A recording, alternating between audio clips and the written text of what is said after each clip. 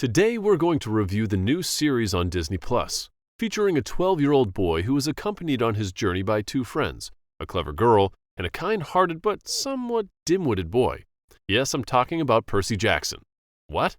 No, I wasn't talking about Harry. No, why do you think I was talking about Harry Potter?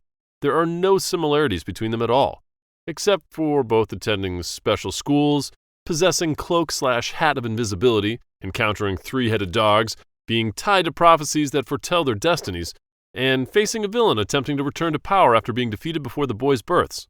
Apart from these, there are no similarities whatsoever. None.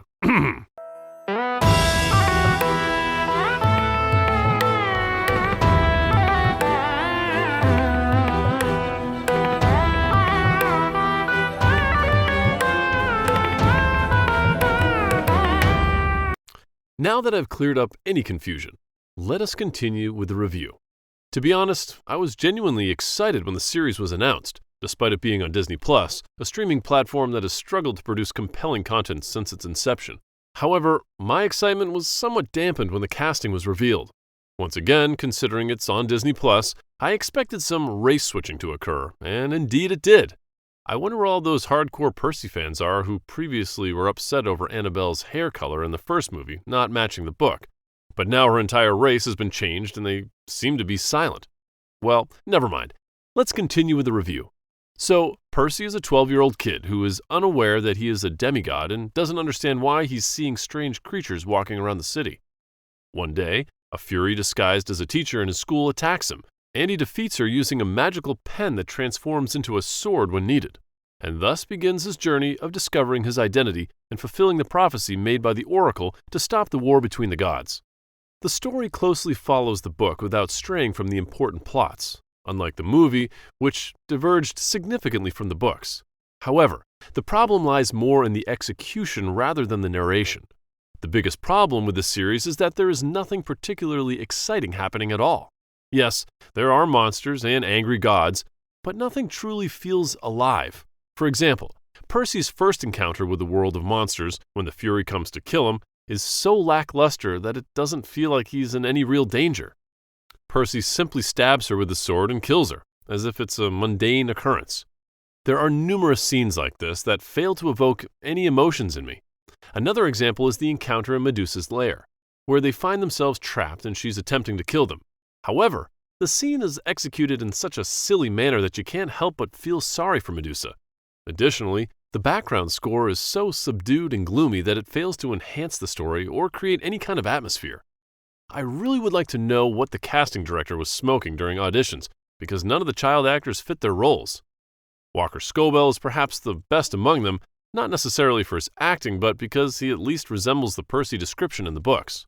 Aryan Samhadri, as Grover, is supposed to provide comedic relief, but his delivery falls flat. It would have been better if they had added a laugh track to cue when to laugh. Not that I would have laughed. Leah Jeffries, portraying Annabeth, seems to have little to do on screen other than staring arrogantly at Percy and popping out of the hat of invisibility to help him survive.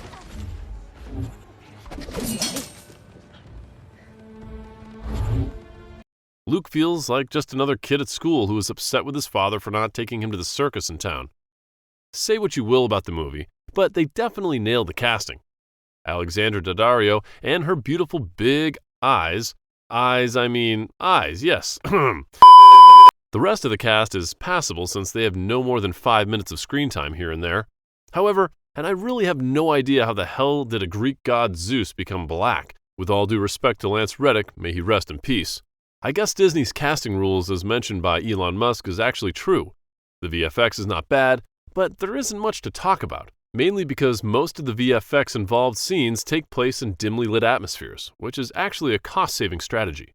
Similarly, the production value and set design fall short of what we typically see in contemporary TV series. I believe Showtime would have allocated more funds to the series than what Disney has. There are indeed some notable moments worth mentioning, such as Adam Copeland's portrayal of Ares, where he truly captures the essence of the character in the scenes he appears in. Additionally, the ending scene where Kronos communicates with Percy in a dream, taking the form of a formless entity, is quite intriguing. However, beyond these instances, it's challenging to find further positive points to discuss. When you think about it, Some of the changes made in the Percy Jackson movie back in 2010 were arguably justified. Raising the age of the protagonist from 12 to 20 seems reasonable because the idea of three 12-year-old kids traveling across the country by themselves might be a bit too much to believe. Additionally, the fight between Percy Jackson and the God of War didn't seem convincing from any angle. I mean, a 12-year-old kid in a sword fight with Ares? Seriously? Perhaps this is why they replaced Ares with Luke in the movie. Initially, when I read about this fight in the book, I was extremely excited to see how it would look on the screen, and I was disappointed when it wasn't featured in the movie. However, now after watching the fight in the series, I'm not as saddened. The fight between Percy and Luke in the movie was far more engaging than the lackluster portrayal. Well, you might find some enjoyment in this series if you're trapped in a cave with nothing but Disney Plus to entertain you. However, if you have other options, I suggest you spend your time doing something more productive, like getting some good sleep. There are several other points I wanted to address, but I'll save them for later as I wanted to keep this review spoiler-free.